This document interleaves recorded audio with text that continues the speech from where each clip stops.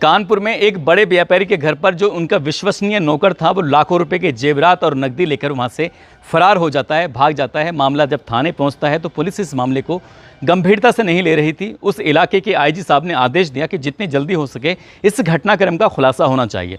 इस मामले की जांच दी गई थी इंस्पेक्टर एसएस लोर को। एसएस लोर ने उस चोर को पकड़ने के लिए मशक्कत की, आखिरकार पकड़ लिया और उससे पूछा कि तुमने चोरी क्यों की। तो उसने बताया कि जो मालकिन है उससे उसका चक्कर चल रहा था, अफेयर चल रहा था, वो उसे प्रेम करता था। लेकिन बीच में आईजी साहब भी आ जाते हैं। अब आईजी साहब खुद कमरे में चले जाते हैं और मुझे बाहर कर देते हैं। इसलिए मालकिन को सबक सिखाने के लिए उसने नकदी और जेवरात लूट लिए, लेके भाग गया था। उसने एसएस लोर साहब कहते हैं कि जो बात तुमने मुझसे बताई है कि यही बात तो आईजी साहब को बताएगा।